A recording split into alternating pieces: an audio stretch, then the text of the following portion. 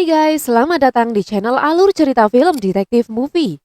Di kesempatan kali ini, Mimin akan membahas alur cerita film yang berjudul The God of Cookery. Salah satu film Hong Kong populer yang dibintangi dan disutradarai aktor Stephen Chow, yakni God of Cookery, Siksan pada 1996. Film komedi laga khas Stephen Chow dengan tema kuliner ini menampilkan sang aktor yang menjadi dewa masak. Oke guys, tak usah berlama-lama, langsung saja kita masuk ke alur ceritanya. Bisa digoyang. Lanjut.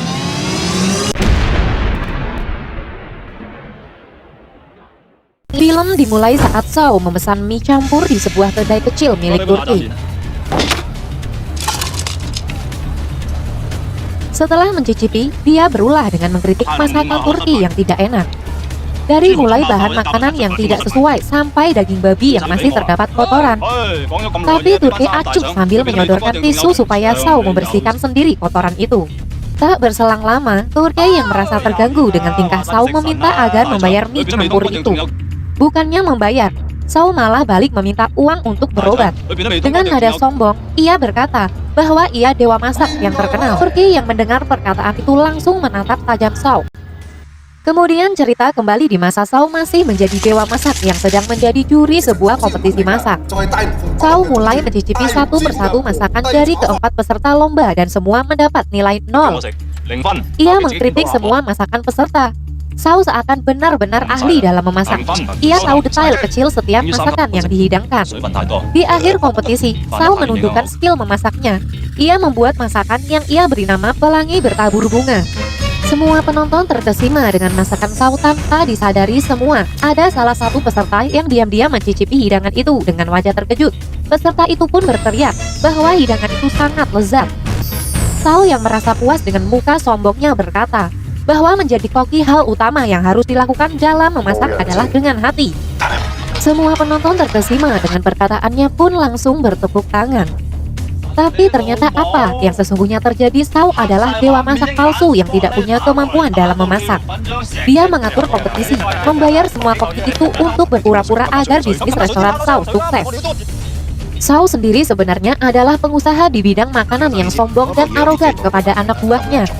Suatu ketika, saat dia rapat dengan mitra bisnisnya bernama Paman yang diperankan oleh Paman Tat.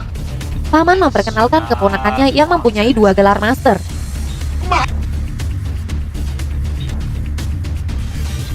Di perjalanan, setelah rapat di tangga, Chow dihadang oleh seseorang gendut berkacamata yang bernama Bull Tong yang ingin menjadi asisten Chow. Dia mengaku sebagai lulusan Akademi Masak China. Dengan wajah polosnya, dia berkata akan melakukan apa saja asal bisa menjadi asisten Chow. Mendengar perkataan itu, Chow kembali berulah. Dia menyuruh Tong untuk masturbasi di depan lift sebagai syarat menjadi anak buahnya tanpa pikir panjang. Tong pun menyanggupi perintah Chow. Saat akan melakukannya, Chow tiba-tiba menyuruh Tong untuk berhenti dan menerima Tong sebagai anak buahnya. Cerita berlanjut saat Chow makan malam.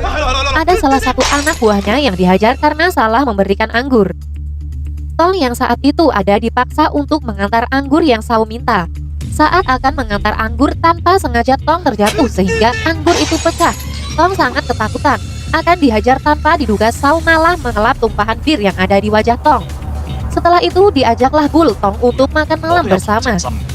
Singkat cerita, di acara pembukaan restoran Chow yang ke-50, Chow yang sedang menghidangkan mie campur di depan para tamu dan wartawan dibuat marah oleh tindakan Tong yang selalu menyela semua perkataannya.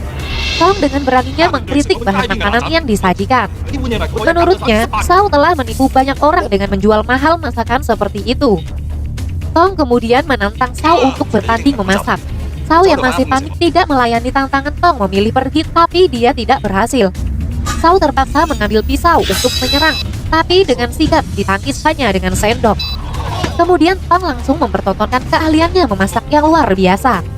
Semua tamu terkesima melihat kemampuannya. Lalu Tong berkata dengan lantang bahwa dia adalah dewa masak yang asli sambil menunjukkan hasil masakannya. Chow semakin panik melihat situasi yang semakin menyudutkannya. Tak lama polisi datang untuk menangkap Chow yang ternyata memakai daging sapi busuk untuk masakan di restorannya. Hal itu sebenarnya adalah usul dari Paman. Hal ini yang menjadi titik balik kehidupan Chow sekarang.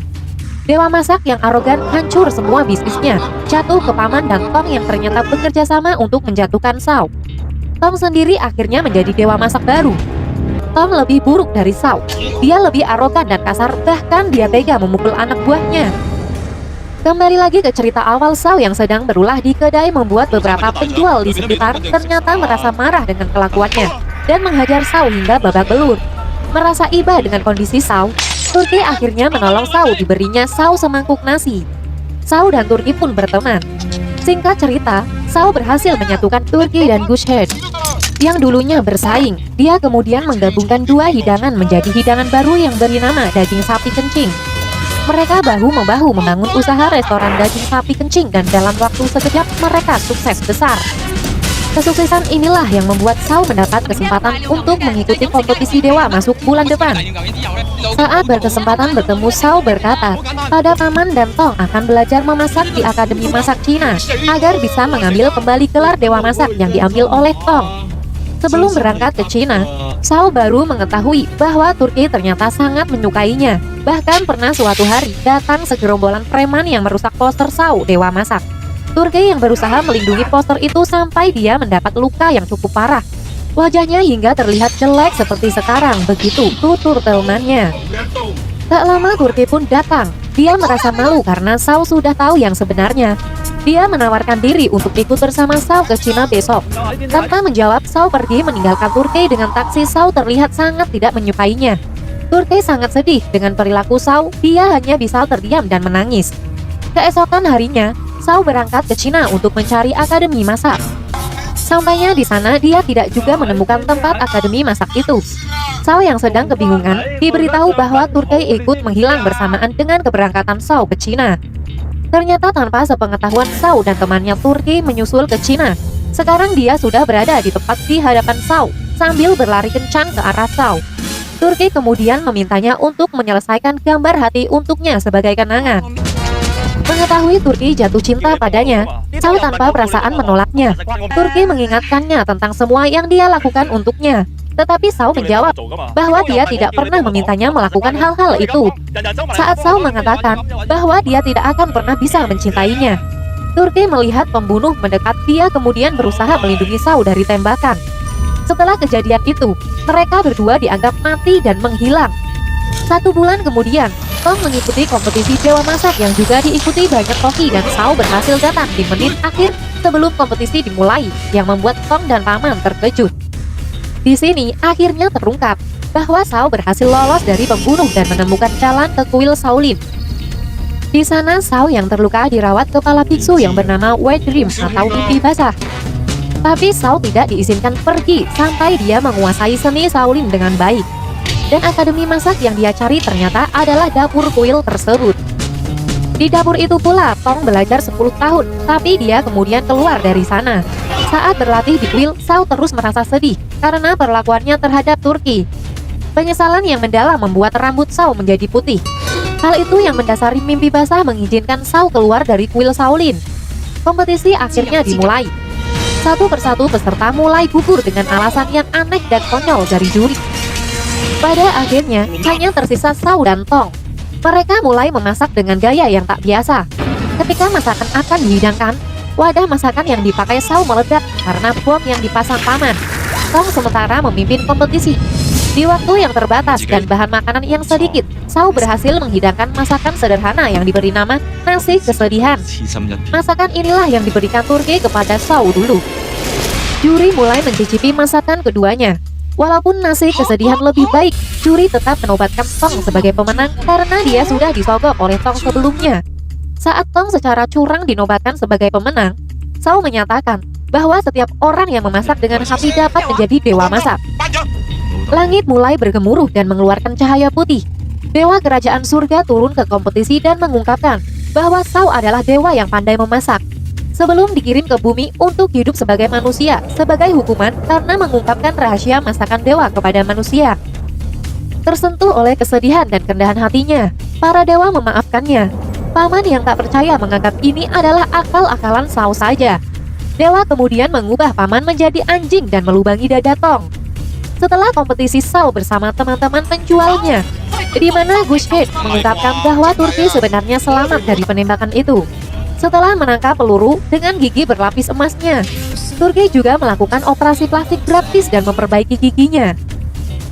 Turkey akhirnya muncul di hadapan Shaw dan bertanya apakah dia cantik sekarang.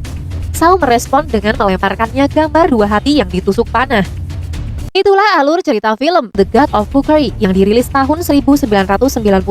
Jangan lupa guys, dukung kita dengan cara klik tombol like and subscribe. Lalu share video ini ke semua akun media sosial kalian, supaya channel ini semakin berkualitas dalam menghibur kalian. Dan jangan lupa nyalakan tombol lonceng ya, supaya kalian bisa jadi penonton pertama dari tayangan channel ini guys. Salam Detektif Movie.